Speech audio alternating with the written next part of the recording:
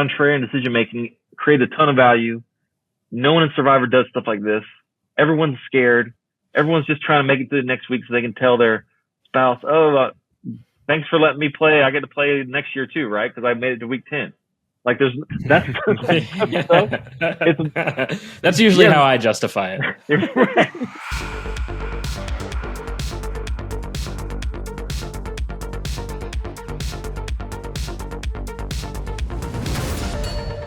Hello and welcome to another episode of Behind the Lines, the only podcast purifying the sports betting industry. Remember to like, download, subscribe, follow us on all the socials at InPlay Live. I'm your host, Shane Mercer. That guy there, Andrew Pace, founder of InPlay Live, a community of like-minded sports bettors dedicated to long-term success. And today we've got Gabe Patgorski on the show. He's the founder and CEO of Survivor Atlas. He's also a former professional poker player whose lifetime earnings are more than $8 million. Gabe, welcome to the show. We're glad to have you, buddy. Hey, thank you so much. It's great to be here.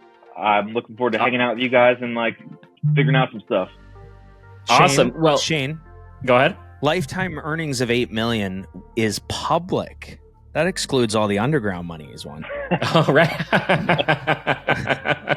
A real rounder over here, huh? Right. Those in rounders, those places they were playing, none of those games ended up on the public databases. So hey, appreciate that Pace pointing that out. But yeah. So Gabe, we're going to get to everything. And we're going to get to how you guys met at Bet Bash, and we're going to dive into some stuff from Bet Bash specifically. And of course, we're going to talk about Survivor Atlas and what you guys are doing over there. But first, Gabe, I want to get to some news and update our audience for some of the big stories we're following. And we won't spend too much time on this, but I got to bring it up because these are sort of big developments that took place over the course of the past week. And so, Pace, a couple things here. First, the Massachusetts Gaming Commission, probably our favorite regulator in North America at the moment. We're paying a lot of attention to the Massachusetts Gaming Commission. On Thursday last week, they said they're going to schedule a public meeting to discuss possible restrictions on operators when it comes to limiting players at the individual level. They're going to hold that public meeting within the next 7 weeks. They're saying it will definitely happen before October 1st.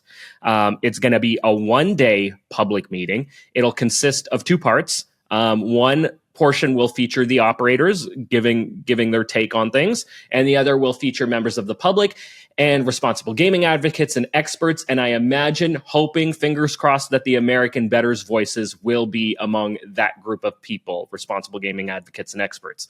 I mentioned it last week that they were reached out to in an informal way, but I think it's very likely that they will be a part of it. And this, for people who don't know, the American Bettors Voices is the organization that was founded and created by Spanky and a few others. We had him on the show a few weeks back talking about it, and I'm sure it came up at Bet Bash, and I'm sure you guys heard about it at least a little bit, if not in a big way, at Bet Bash, because I heard they made a little bit of headlines, and we can get into that if we want or not. But anyway, hoping that they'll participate in that meeting.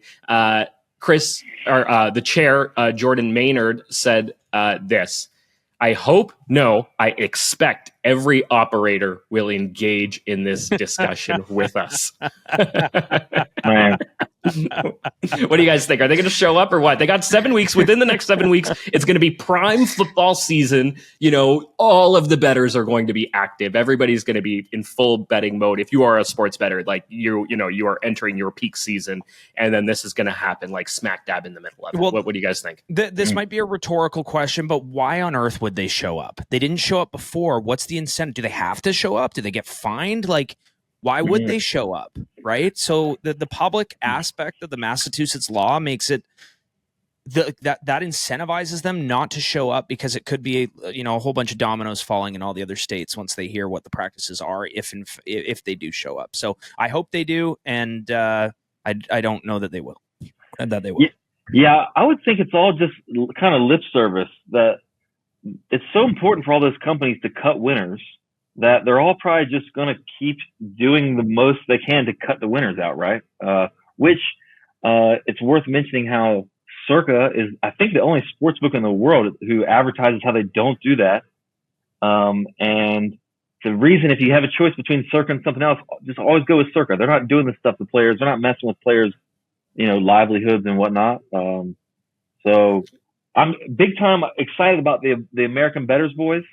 I hope, they can bring enough firepower to fight the industry and earn something for players. We'll see what happens though, right? Yeah, and just want to point out there, I know Circa is a big sharp book, and they're definitely one of the major players. But Prime Sports, also in the U.S., another sports book that won't limit winners on an individual level. And outside of the U.S., the other big one that Pace and I play at, Pinnacle Sports. They don't limit winners either on an individual level, and they've actually got some pretty significant limits on a lot of markets out there. So, all those sports books falling into the sharp book category, not limiting winners, but they are the very few in a right. pool. Pinnacle's like the legend, like the original 4 sharp players max limit. I haven't had an account with them in years, but the other one, the third one you mentioned, I don't really know about. I've been seeing their name, but I'm going to keep an eye on them since you mentioned it. Yeah, definitely keep an eye on them. They're sort of I guess on the upswing. They're a growing sports book, and I think they're looking to expand into other states. I think they operate in New Jersey right now. Pace, where else? They're in a couple of other states, Kentucky, Ohio, and I think expanding quickly. Hopefully expanding quickly because players need options. Players need options, guys. Arizona's at 9 books. Massachusetts is at 10 books.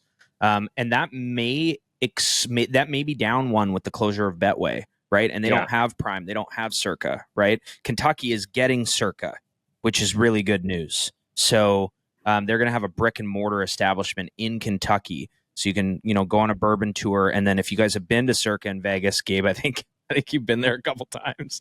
Maybe once or twice. Right, but if you've been to Circa in Vegas, it's a freaking cool spot.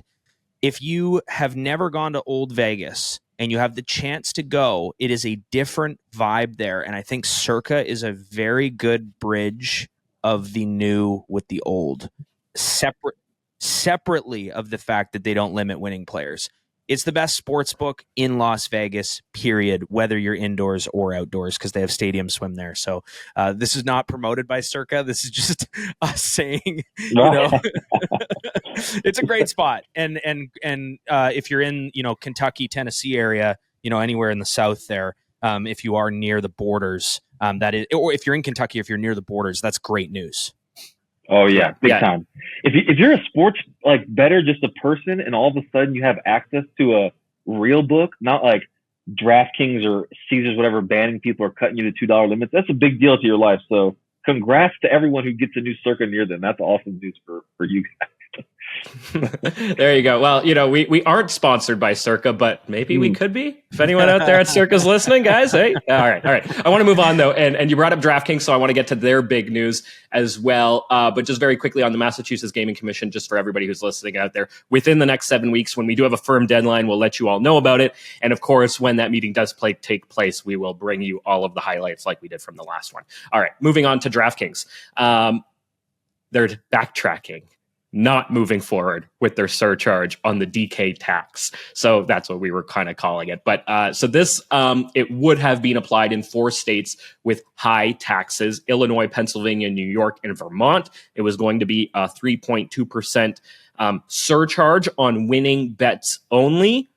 But here's what DK says. DK says they've heard from players and changed their minds. Here's the quote that they posted on Twitter. "We always listen to our customers. And after hearing their feedback, we have decided not to move forward with the gaming tax surcharge." They say, "We are always committed to delivering the best value in the industry to our loyal customers." Now, I'm going to call bullshit on this one, because this announcement came immediately after FanDuel posted its Q2 results and announced it would not implement any kind of surcharge to offset high taxes. So I think that might add a little something to do with it. Regardless, it's great news. Whatever bullshit they were trying to pull, it never happened, and it got.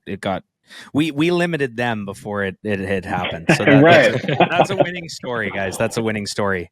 Yeah, who's limited now? DraftKings. Oh, that's funny. I was thinking about them limiting people. I always think about how they will limit you. They will players are limited on the coin toss for the Super Bowl and DraftKings. Like, how are they taking care of the players if you're limited to how much you can bet on the coin toss? I don't trust them. Yeah. I mean, look, they're always that's what they're going to do, and they're one of those main operators in Massachusetts. I think they might be the biggest operator in Massachusetts. Well, them and FanDuel, that we're hoping to see come and talk about that at that public meeting when it takes place. But I just wanted to bring those little bits of news to our audience and give them a bit of an update on that. But let's get to you, Gabe, and what you're doing at Survivor Atlas. Tell us a little bit about this business that you got going on. Okay, sure. So, for those who don't know, Circa Survivor, it's the biggest Survivor contest in the world.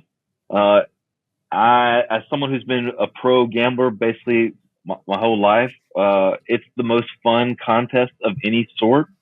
I've played gambling contests all over the world, from, like $100 buy-ins to hundreds of thousands. And I am sure that Circa Survivor is the most fun, entertaining for me.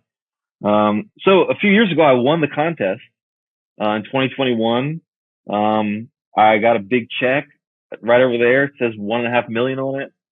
$1.5 million. There was 5 winners that year, and 3 of them got only 1 million or 1.2. And then me and some other guy won a bonus. So we chopped an extra $1 million, and there was some excitement, of course, to get there. It almost happened where we won the entire $6 million to ourselves. When I say we, it was like me and my family had a few entries together. And some of the strategy I used to find a value where we had a chance at winning all the $6 million on one single day. I had used like my own set of tools. I've been playing Survivor since way before Circa was even a thing.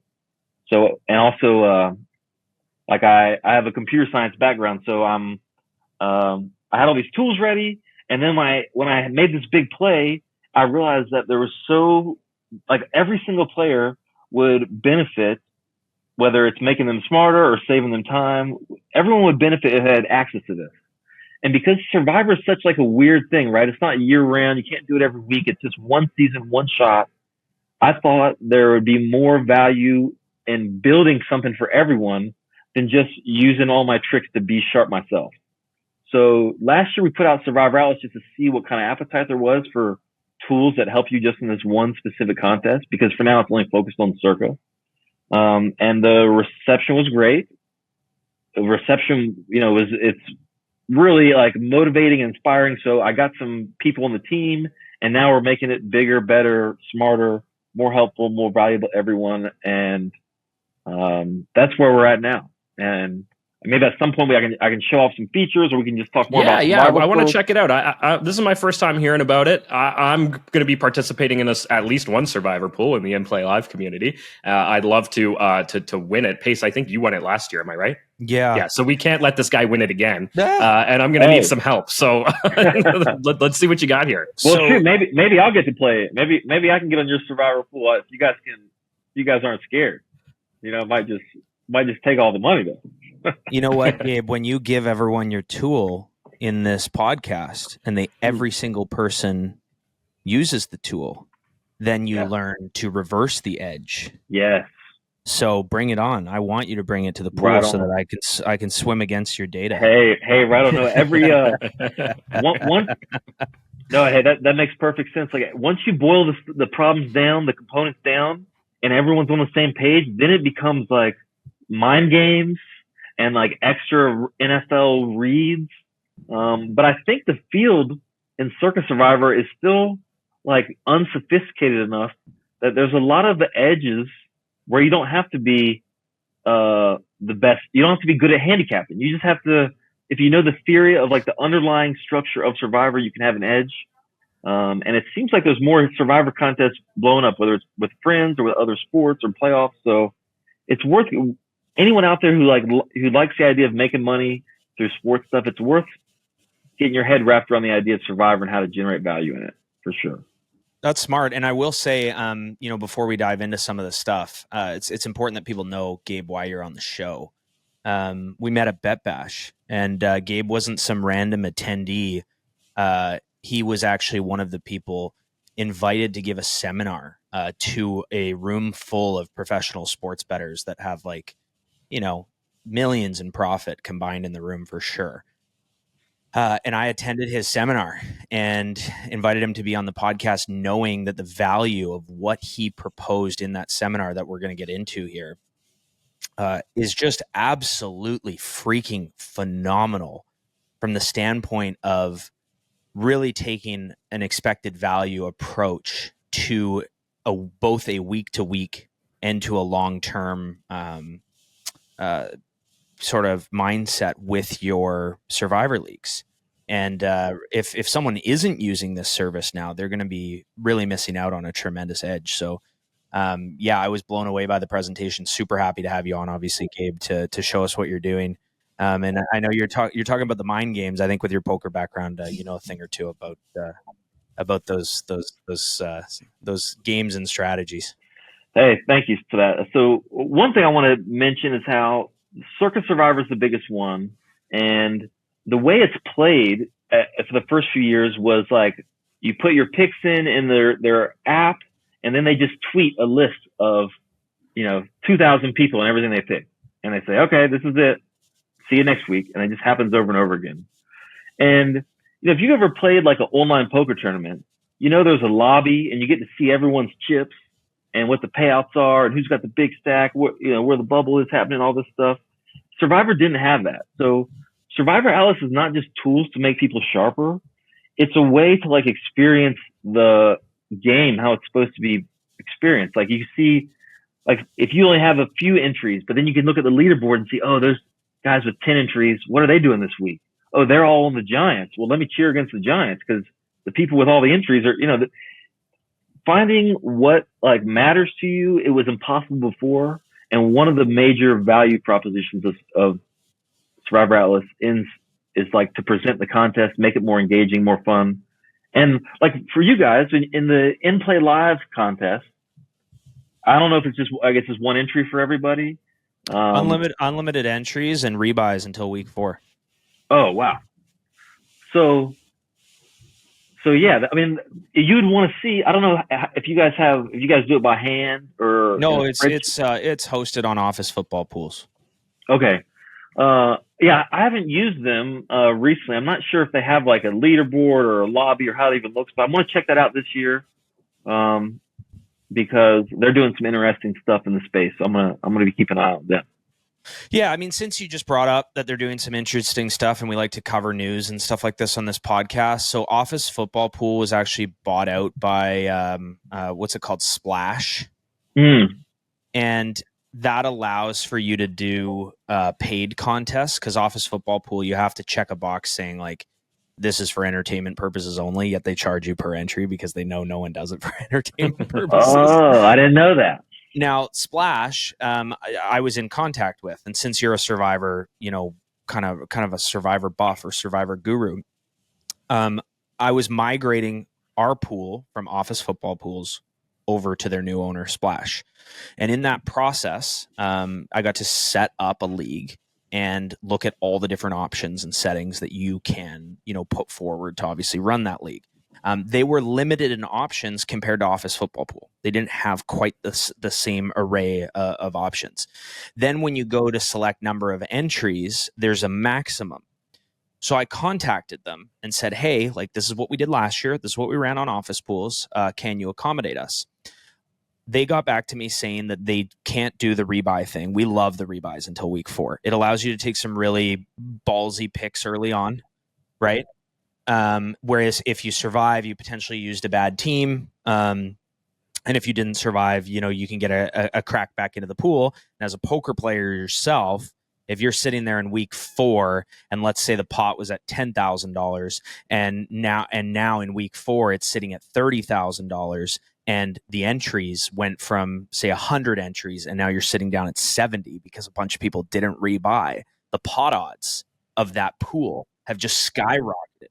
So I was actually trying to explain this on one of our live streams recently. And again, I know we're talking about Circus Survivor mostly today, but that the rebuy makes a ton of sense from that standpoint of having the theoretical odds to win that are greater than the remaining players, especially when there's no vig.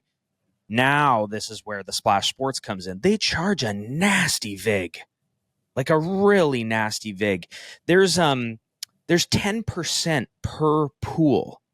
And I said to them, I'm like, guys, that is steep. So, if you have $100,000 pool, they're pocketing $10,000 off of that. That's being managed by their site. Now, do they deserve to get paid? Absolutely. So they did say to me, once we incorporate rebuys, like we'd love to have you and we have some wiggle room there, I think I could get on board with 5%. But yeah, I wasn't overall impressed. But as you kind of mentioned, there's a lot of things happening in the space. These are major players in the space that are looking to be, the front runners. So that, yeah, they could definitely be successful here. But now when you look at like Novig and some of these other contest books, we had Novig on the podcast recently. These prize pick style pools, I think they could wipe out a company like that with a click. If you go to 1-2% on your spreads, you're going to take over the market really quickly if you have an effective product. So, and it would be the same sort of infrastructure that they'd already be licensed for. But anyways, yeah, that was my experience with all that. To answer your question, office pools, you can see everyone's picks. You can lay it out in a board where you can see everyone's picks and what they've taken, and you can see what they have left. Nowhere I've seen Survivor Atlas, so nowhere near your technology. But the basics are there. Cool. Well, I do think, thinking of the people charging 10%, I agree with you. I don't know how long it's going to last because, I already want to compete with them. I think we can run them on Survivor Atlas and not charge anything, maybe, right? If we're, one of the things we're focused on is growing a community and just showing more people how fun Survivor is.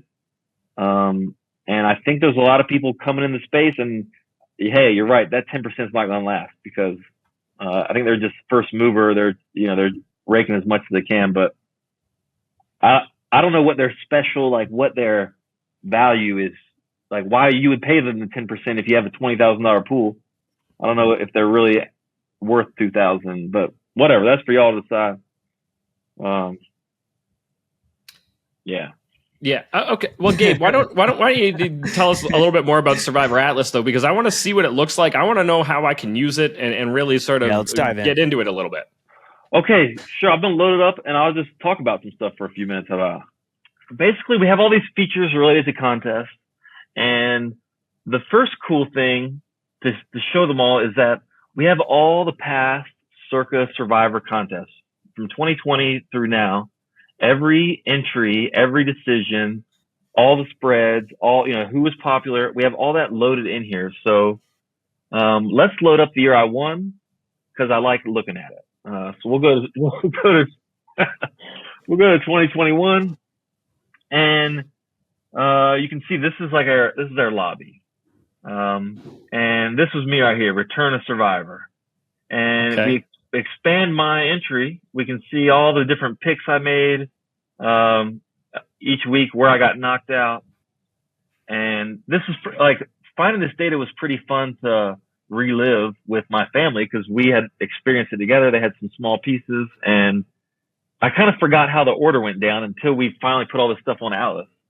And it's like a fun trip down memory lane. And I think anyone who ever plays Circus Survivor, not only is this kind of cool, it's like nostalgia, you get to look back on your old stuff, but there's also a lot of analysis stuff you can do from old contests. So yeah, people can search everything they did. There's some funny stuff to look up, like how many people just forgot to turn their picks in. You can see 42 players last year forgot to turn a pick in. Like this guy, no dessert.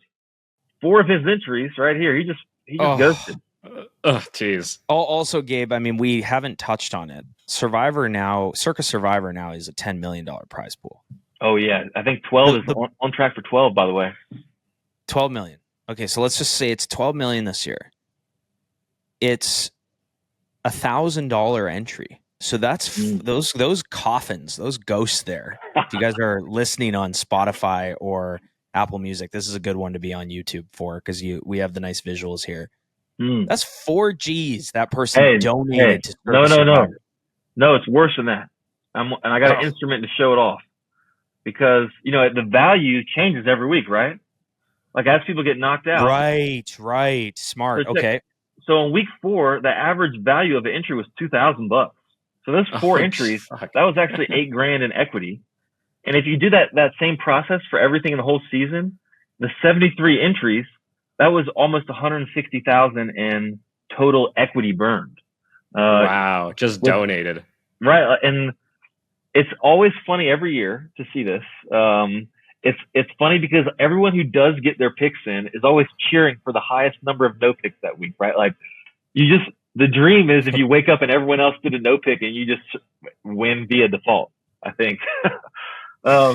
Yeah, I think I will say there, Gabe, too, if anyone that doesn't understand that, the reason why the value of those picks went up is because the prize pool stays the same, but the number of entries each week decreases.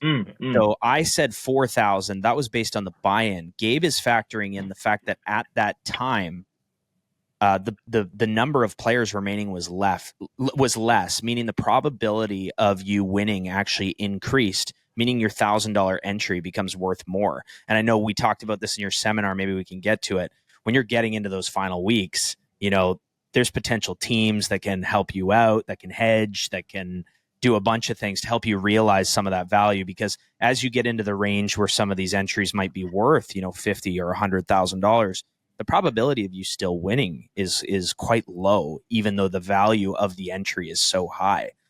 So there's Gabe, you're one of these guys, right, that can help people out in these spots. So if you guys are ever in a Survivor pool and you want help realizing your value, I think there's a pro on the podcast today that can help you with that. Hey, right on. Thanks for bringing that up. When the values are high, it gets real stressful making this pick every week. It gets crazy. It's hard to put it in words. When my personal equity on a game was something like $800,000 a few years ago on the last Survivor game, and thinking, okay, they're probably going to win, but that's a lot of money. And how much, do you hedge? It's like nerve wracking. And I think in 2022, actually, I'll pull up the dude's entry to make a point. From what I understand, this guy fired one entry. We're going to see him as one of the winners. This guy right here, Browna. Only one of one. That means he only fired one entry. Actually, both of these got some stories to tell, but we'll look at Browna. Browna only had one entry. And from what I heard, he wasn't he wasn't super rich or anything, where near the end of the year when his entry's worth $500K and the guy who only fired one entry is thinking, let me cash some of that out. And that's a big challenge. If you're in that position, obviously it's a good problem, but if you mess it up, you walk away with zero. And me and some people, we did some business the last few years, buying and selling stuff, and it's worked good. It's good for us because we can try to buy in someone else's at a good deal, but also they are getting value because we are quite sharp at this stuff. And people don't necessarily have to listen to us unless they sell us, the control of the entry. But if you're lucky enough to find yourself in that spot, definitely hit us up. Maybe you can cash out some of your entry through us. Hey, but check out this other guy who won this year. Jed. This guy had 3 no picks. What? Yeah, he had no picks, and then he put the run together. He got his act together. Look at that. Okay, if that is not evidence that anyone can win Survivor, yeah, really, nothing in this world is. You've got a guy who again bought in for 6 entries, $6,000, and in week 3 had 4 entries left and didn't enter 3 of them. You have to think that that's user error. Yeah, like how do you fuck that up? Like, I don't understand. Like, you managed to get one of your entries in. How did you not get the other 3? That's like the lottery ticket where someone says like they buy into the 300 million ticket and they say all I need is one, right? Yeah, exactly. which is true. It's Which is proven true. right here. Totally true. I do like thinking about how that one pick made it in. Like, what was going on that guy's day where one pick goes in and the other 3 is like, these entries aren't worth it. I can't even think of a pick, and just leaves it ghosted. It's a good story. Yeah, and really the stories, every week when Circa releases the pick, they'll say, 1,000 people are on the Cowboys and there's 20 no picks, and everyone kind of laughs at the no picks. But adding it on Survivor Atlas kind of gives more to the story. Like, I didn't know it was this one particular guy who had the 3 no picks that week, but seeing it now that he won, makes it that much more special, I guess you could say, because it does highlight the fact that anyone can win. This guy didn't even care about most of his entries, and sure enough, got a check for $2 million, something like that. Now, I think it is important for people that are viewing that aren't familiar with Circa Survivor here to understand that you do have to be in the state of Nevada to enter your picks. So there are some no picks that could be proxy related. So they weren't able to get their pick in based on travel, family emergency, right? Like the list goes on and on as far as that stuff goes. So if anyone's thinking like, oh, I really want to join this, there are proxy services that exist to essentially get your entries in on your behalf. But in this case, we cannot make that argument because, again, we know he got one of his picks in. But yeah, huge congrats to Jed. That's insane. Yeah. Oh, and on that note, how you have to be in Vegas to sign up or to turn your picks in. If anyone needs help with that, hit up Survivor Atlas. We have a team of people who are trying to help players all year long realize their dreams of hitting the $12 million ticket on this thing. So yeah, hit us up if you want to play from anywhere in the world. We can work it out somehow. But hey, let me cover a few more of these instrument things. Yeah, I'm really curious. So, like, it's awesome to be able to go back and have a look and sort of see what people did in the past and that kind of thing. But I want to know, like, hey, how is this going to help me win this season? Hey, right on. You're just going to have to bear with me, Shane. All right. Okay. Hey. Gabe, I think just from the standpoint of what data you show, I know we just looked at your year and then we looked at this 2022 year. We are like a lot of our listeners will be really close to home playing in our league and seeing last season, more particularly like that Patriots. Everyone saved the Patriots for that one game, right? Thinking like, we're going to get a big underdog as a favorite, and that was like the winning week for me. But like going through some of that with your EV, some of your EV stuff would be really cool. Yeah. So those that weren't following Circa Survivor, last year it got down to 12 people. And 11 of them wanted to chop. 11 of them called up their person, the proxies, the agents, all these people in a group and said, let's split the entire pool evenly. And then there was one guy who's kind of a famous, like, boisterous gambler guy named Sean Perry. A lot of kind of scandal seems to follow him, but he wouldn't take the chop, which as a gambler, I kind of respect. That he was like, let's play for it all. That's kind of cool. But this week happened. I'm gonna load up right here. This was week 16, where everyone had the same best team available. This is what actually happened. Okay, so what's interesting about this is that the biggest favorite everyone could pick was Denver. They played New England. I'm not sure if this was the week you were talking about because New England came into play. I'm talking about this one because it's important. So, we're a few weeks away from the checks getting written. So what most people would do in Survivor is they're really like nervous. They don't want to do something stupid. So they just pick the biggest favorite possible. Because if the odds say they're the 7-point favorite and everyone else is a 3-point favorite and you're trying to survive, of course you pick them, right? Yeah. So one of the instruments that is basically impossible to do by hand when there's thousands of people is the best available. Find every single entry's best available team and put it in a pie chart. So this week we see 100% of people could have picked the biggest favorite Denver. It turns out only 6 of the 10 did. I said there was 12 people, but maybe that was the week before. Let's just go with 10 people now. So this week had a bunch of interesting decisions. Like, do you pick the highest chance of survival because you're trying to maximize the chance you make it to the end, or do you try to generate value for yourself by being on an island somehow? Being on an island in Survivor when there's not many people left is often worth a ton of money, because just takes a few ref whistles and kickoffs to make it so you are the one scooping an entire prize pool. That's worth a ton. So one of the tools that we have, and I use a lot during the year, it's kind of weird to use it week 1, but we'll talk about week 1 soon. And that is where you can look at the EVs of all these picks based on who was on what team and that team's chance of winning. And I mean, at the seminar, I had a bunch of time to break down this full concept. It's not that simple just to get across, in a quick soundbite here. But basically, if you break down how you evaluate your EV into short term and long term is who you're saving for the future. Short term is the win percentages and the selection numbers of this week. Your EV is basically completely dependent on what everyone else is picking. You can pick someone. If 99% of the field is on the same team as you, you're not ever going to gain much EV. It's just the math. Like, there's just no, if you survive, there's no way that your value goes up that much.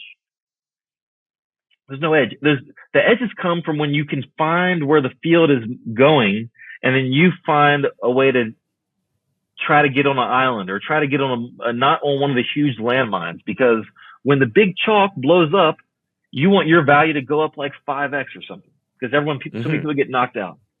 So thinking about this example, where if you knew 100% of people were on Denver, then actually the most valuable thing to do is to take their opponent, which is New England. So we were actually trying to buy an entry at this point last year, where we were going to buy the guy's entry, pay him with cash, like, maybe $500,000 or something like that. And then we were going to make the plus EV play on New England that would generate a lot of theoretical value.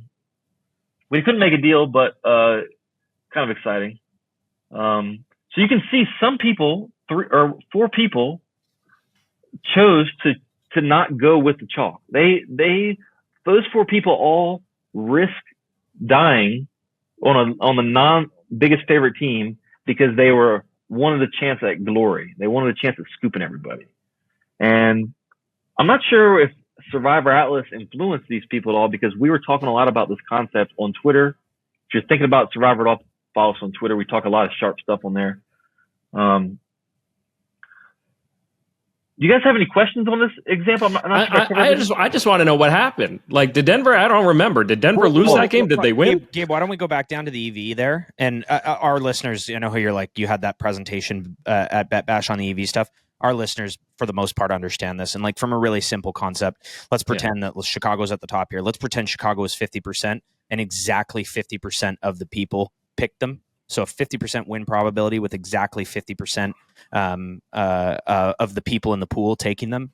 You're going to end up at a 1.0 EV based on this example, where it's a completely fair wager to have taken.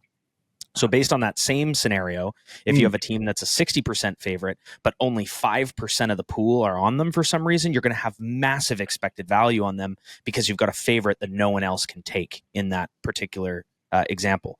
So if you guys are watching right now on YouTube, he just adjusted some numbers there, and you see anything above 1 is a positive expected value, and anything below 1, even though they might be a heavy favorite to win, will have a negative expected value in the short term, because he said there's long-term expected value and there's short-term expected value. That is the EV thing. So let's pretend it's that week 16 right now, Gabe, and you are about to make your decisions and using this tool to do it. Okay, so first, if we just look at the best available to everyone, we see 100% Denver. That's easy, right? And there's no edge there because everyone's on the same thing.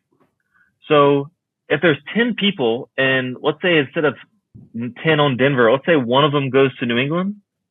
So we change this to 90 and 10. So that's just one person stepping to an island trying, they're on a huge underdog.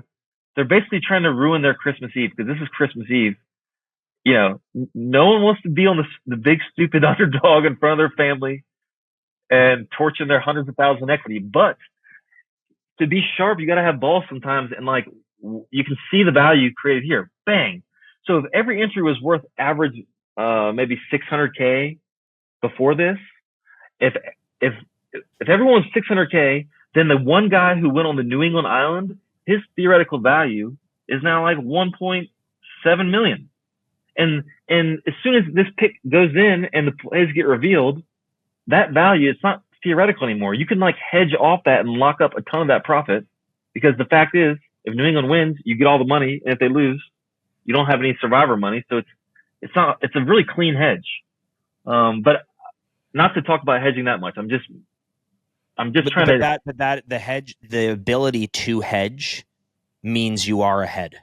Right. It's like showing that the value is real, kind of. Exactly. Yeah. Exactly. And I think it's worth noting in this example that Denver is also playing New England. So you could also throw that one pick onto a different team that is a favorite, and you're going to if 9 people did in fact pick Denver, you're going to have even more value. All right. Not necessarily. Okay. Because the picking the big underdog, you get the leverage of, if that dog wins, or if your team wins, you also clear out everyone. So let's say instead of 10% going to New England, let's say 10% went to Chicago. And I don't even know what it's going to say right now. We're just seeing if it's better than 2.8. And yeah, it's a little less because when Chicago wins, Denver also wins a lot. So right. I understand. Yeah. Got you. Okay, good point. The leverage it's dangerous, and it rarely matters, except in like the huge money spots in Circus Survivor. One thing about Circus Survivor we haven't mentioned is they have these bottlenecks where instead of having a full weekend slate of games you'd pick from, you have to only pick from Christmas games or Thanksgiving games. It's a really fun twist, and it makes the game theory stuff like allow for big edges for sure. Hey, so let's look what actually happened. This was the chart of what actually happened. 2 Chicago, 1 over here. Let's just look at their EVs. And years past, doing this process would be a huge pain in the ass to every single player. We have it built in so people can look at EVs like on the fly or projected. It's helpful a ton. And really, I can't wait to use it myself. But anyway, the EVs of what actually happened are Denver, where the chalk was, the big crowd, are still minus EV. So if everyone went in with their entry averaging 600K, those people all torched about 14% of it, theoretically. Because on average, if you average all their outcomes, there's not many outcomes where they gain very much EV, because most people are on that pick. It's these other people who found the courage to not pick the biggest favorites, where they're sacrificing a little bit, they're risking a little bit, but their EV, their average outcome for theoretical dollars goes up. And it's counterintuitive. Most people do not like thinking about it this way, but this is like the underlying nature of the game of Survivor. It's all about who everyone else is picking. And one more thing I want to say about this is let's go back to the example where it's 10%. Let's make it simple. 10% on Chicago and 10% Denver. We looked at these EVs. We see Chicago's doing pretty good. So let's say you were a handicapper and you're convinced that Denver is a sweet play. The market's saying they're 72% to win. So what is that? The market's like minus 300 something, whatever. And if you were super wizard and you knew they were 80% to win, first, if you were that confident, you should be betting massively on Denver, right? That's a huge edge on a huge market. If you're that smart, you can make millions of dollars every year with your big edges. And if you want to use your ego to justify this big edge in Survivor, let's just look at it here. If this went to 80-20. So even if you were, God's gift to handicapping, and hold on, I changed the wrong number, guys. Hold on. before I start saying that, I got to make sure I change the right number. I meant to change the win percentage. That's what should be 80 right there. Okay. 80, and now we'll change this to 82 or as well, and just look at it. Okay. Thank God it still helped me make this point. So even if you're God's gift to handicapping and you knew that instead of 72% was actually 80%, and you have this huge edge, that doesn't automatically give you an edge in Survivor. You're still losing to the one guy or the two guys who are bold enough to switch to Chicago. So Survivor is a different beast than handicapping. Handicapping helps for the long-term considerations, and when it's close, you can't really tell based on the numbers. But people trying to handicap their way out of to a Survivor entry, that's a trap. And it's basically one that 100% of players fall into. The fact that it's called Survivor and it makes everyone think that the goal is just to survive is like a bigger trap. If you're sharp, you want to be increasing your value every week. And this type of play on the 0.93, that's not increasing theoretical value. Does that make sense? Or what's confusing about that? No, I think that's amazing. I think the two takeaways here, like if you were just almost to summarize it, is the first thing is that what you think is going to happen in Survivor isn't necessarily value. And if you are a really good pregame handicapper or sports bettor of any kind, that type of value doesn't necessarily correlate to Survivor value. That would be kind of the first point or the first takeaway. The second takeaway is where people are playing is what creates the value, not necessarily what the lines are set at. And when you understand that, it allows you to make some risky moves that could hurt your season, that do in fact eliminate you, but the theoretical value where if you were put in that situation 10,000 times over will bear fruit. And I think the point is when you come into a league where you're talking about $12 million, right? So, thousands of entries, you have to do some crazy shit to have a chance. Yeah. Hey, that's a great segue to what I think is the best Survivor play of all time. That I covered at my seminar, but I think it gets the point across really well, and because no one's never done a move this crazy before. So if you don't mind, I'll talk about that for a minute. Okay, so in 2021 on Christmas, there was only 3 games to pick from, and everyone had a favorite available, including my entry. And if everyone just took their best available team, it would have looked like this: Arizona about even, Green Bay about even, San Fran about even.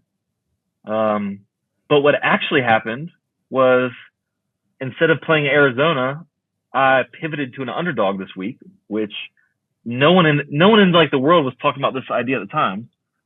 I felt like I talked to gamblers, but because I switched from an Arizona EV that was 0.9 whatever, I switched to a team that's likely to lose the game. You can see this 36%. I was likely to lose, but my EV went up to 1.23-ish, something like that. So this entry going into this week was worth almost $400,000, and this theoretical decision just increased my value by 20%. That's a ton of money to make on any gambling decision. And it's not even like, obviously the team's got to win, and I wasn't likely to win the game, and it won anyway, but like, the decision making, the kind of contrarian decision making, created a ton of value. No one in Survivor does stuff like this. Everyone's scared. Everyone's just trying to make it through the next week so they can tell their spouse, thanks for letting me play. I get to play next year too, right? Because I made it to week 10. Like that's usually how I justify it. Right. And you got to like slice that out of your head. And it's like I was talking to people who busted last year on week 1.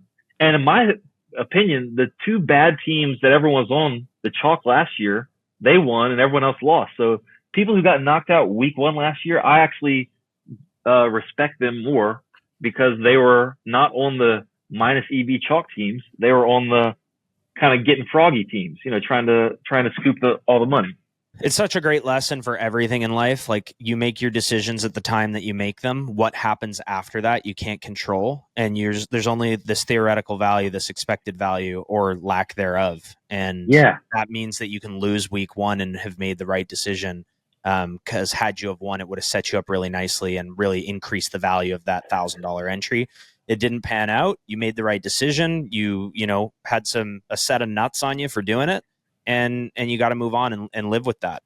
You're a genius if they win, right? So yeah, I think it's a great lesson that actually transcends Survivor and betting.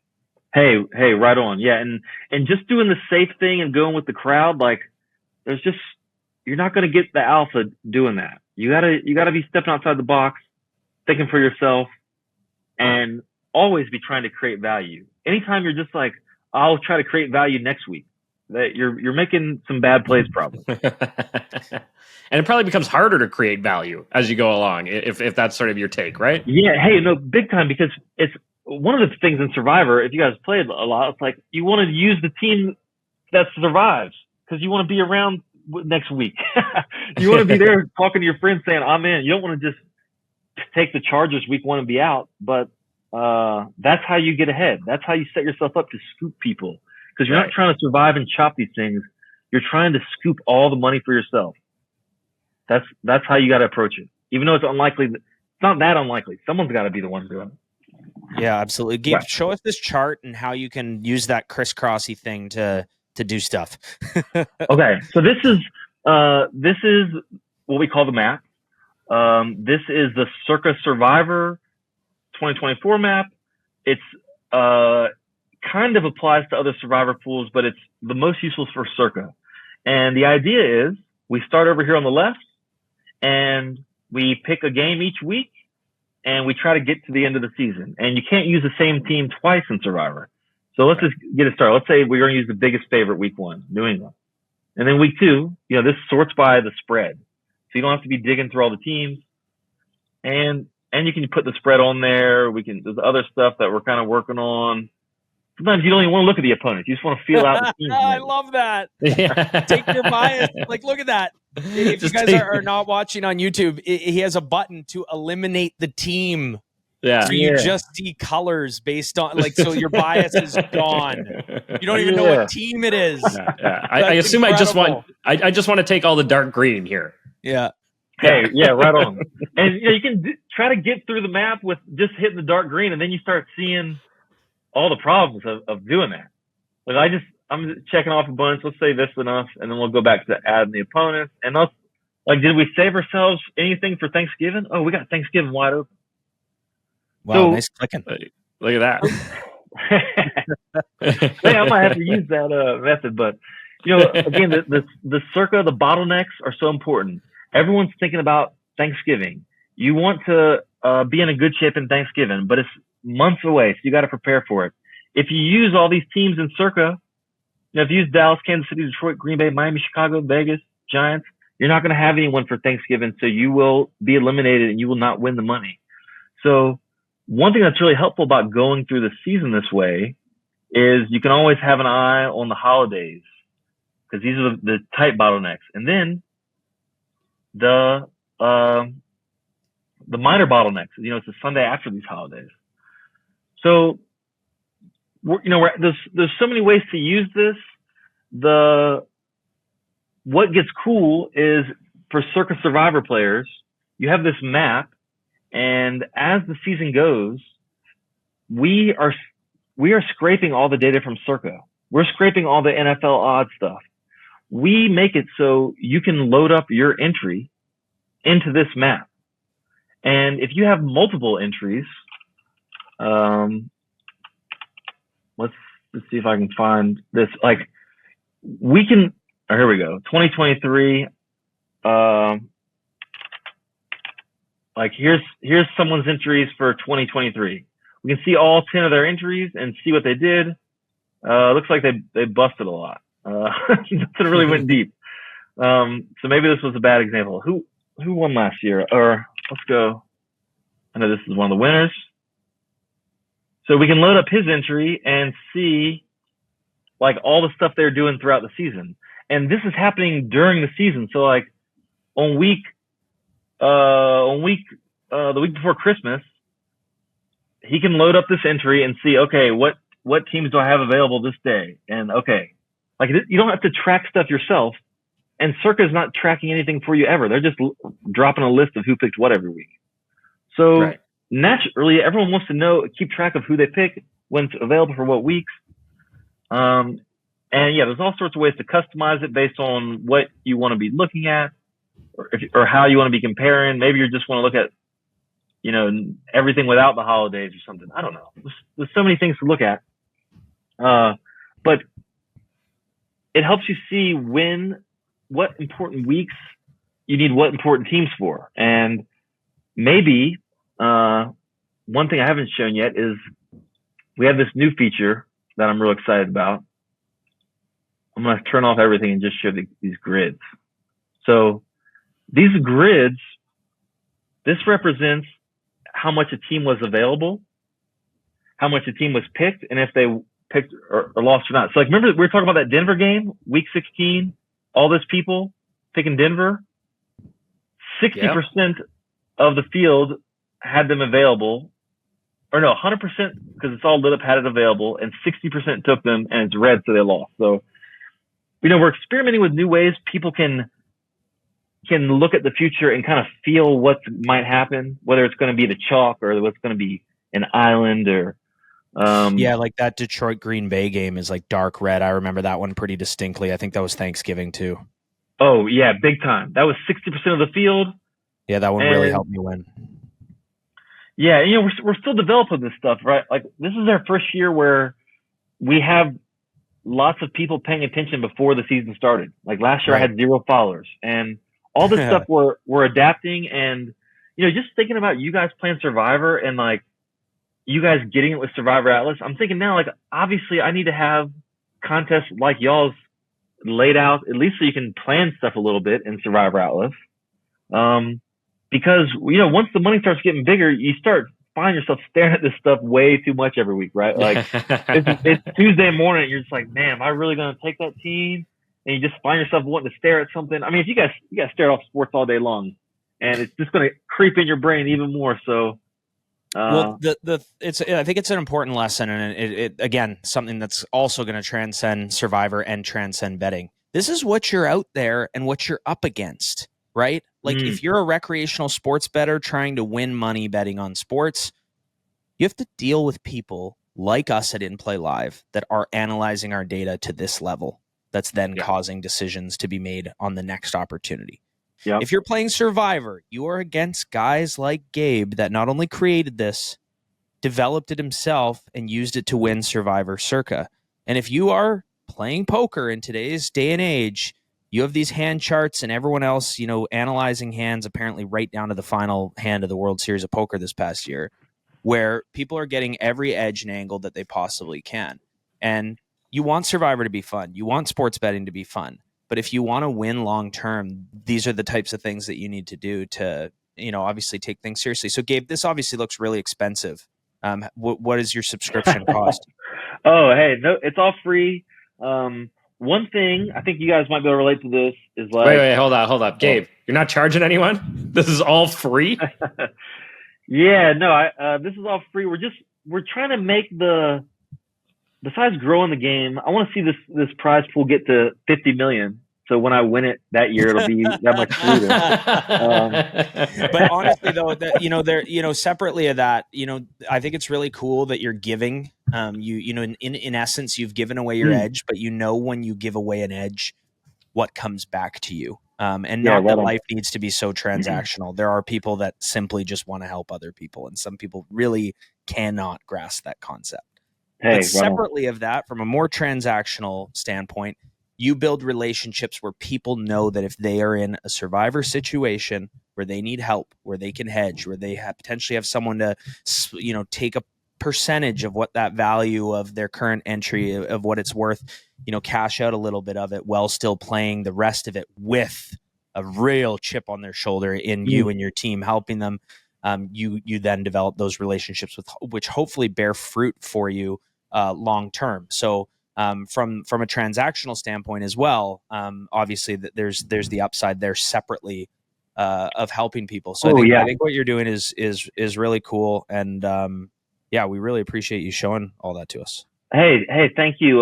The community thing is, I think, just really valuable, and I think it's cool. Like, there's a lot of people who love Survivor. There's nowhere place really people are just talking Survivor, and why not build community around the biggest contest on the planet? And hey, I really hope you guys are firing this thing next year.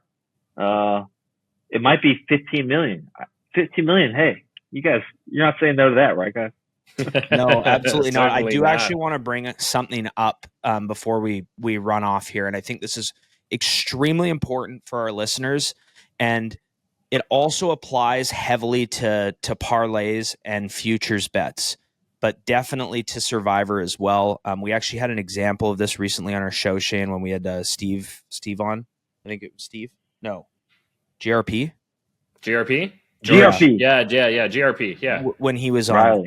And now the example is, we've talked a lot about hedging in this episode, where that's kind of been like, oh, well, you could hedge or something like that. When it comes to futures, when it comes to parlays, and when it comes to survivor pools, there is a massive difference between I think this is a good hedge and an actual hedge. Yeah. You can find yourself in situations heading into this football season where maybe there's one leg left, or there's two legs left, or, comeback player of the year is either going to be Baker Mayfield or whomever, and then Joe Flacco comes out of nowhere, right? You can get absolutely fucked if your potential hedge is not an actual hedge.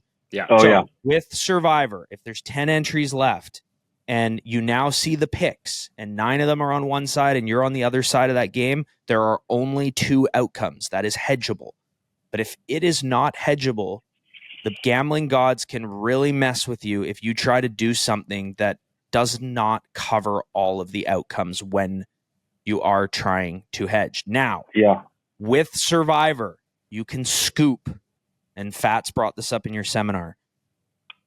If you have a situation where now it is a true hedge, meaning you can get out of it in one way, and the other side of the game is an underdog, you can take the spread and win both. There will be a middle there where you could still win the game and you could cover the spread on the plus side.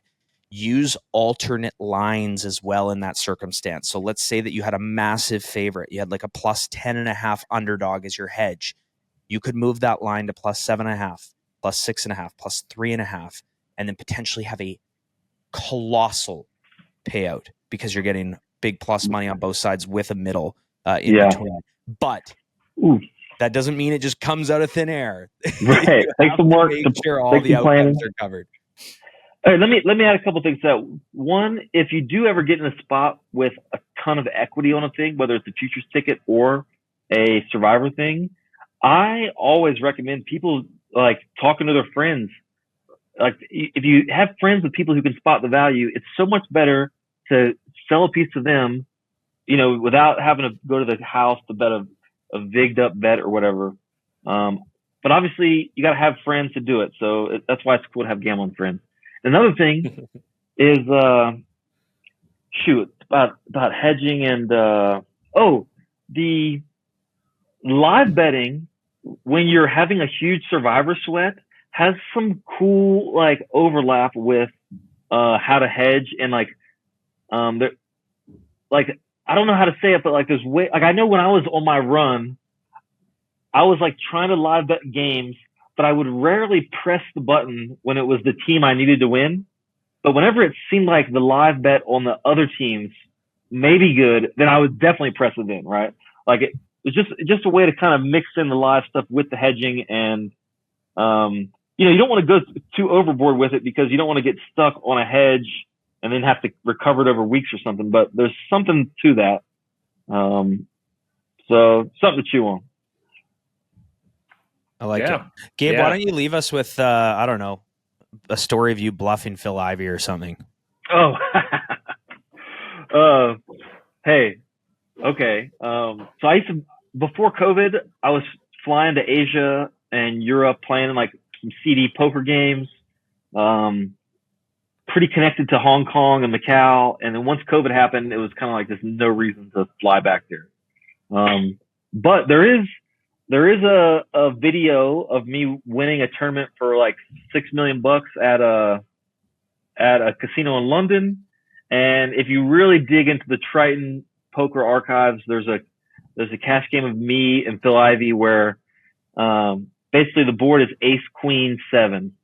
And I check, I got nothing, I got 9 high, and he has pocket 8s, which isn't really anything. And he bets maybe like 50 or 60 grand.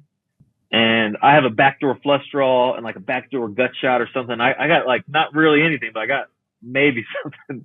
And I just feel, I can't describe how I could just feel his energy that he was like betting, hoping I just fold to be done with it. So I just grabbed all my chips. It was cash money. I think it was maybe 220,000 pounds or something like that, and just shipped it all in his face. He snap folded. And yeah, I feel like the commentators weren't even really paying attention because it was like the sickest bluff I ever pulled, and they were just like, "Wow, okay, next hand." But thanks for letting me brag about it here.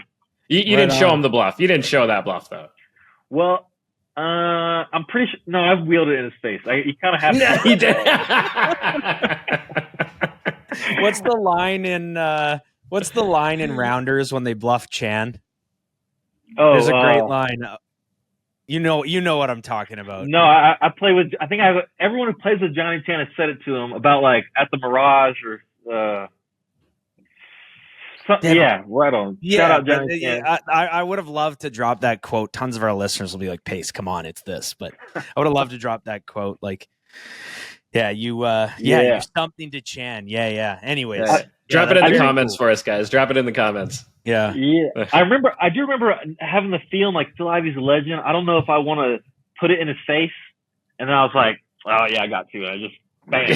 So I'll go check that for accuracy after this, but. Hey guys, it's been great chatting. Thanks for giving me an opportunity to talk about Survivor Atlas. And I'm so excited about this year and sharing it, and also just excited about connecting with you guys and hoping we get some cool overlap going in the future. Absolutely, Gabe. Yeah, for sure. Gabe, great to have you on. Great to have you explain Survivor Atlas. I look forward to checking it out as I get ready to win the IPL Survivor Pool this year. Hell yeah. Shot. But great to have you, and I look forward to connecting with you again. But to you, Gabe, to Pace, to all the sports bettors listening from around the world, till next week, keep beating those bucks. Thanks for tuning in to another episode of Behind the Lines. Remember to like, download, and subscribe. We are on YouTube, Apple, Spotify, and everywhere you get your podcasts. Have a betting story or want to be featured on our podcast? Drop a note in the comments below. And if you want to join in Play Live, use promo code Behind the Lines.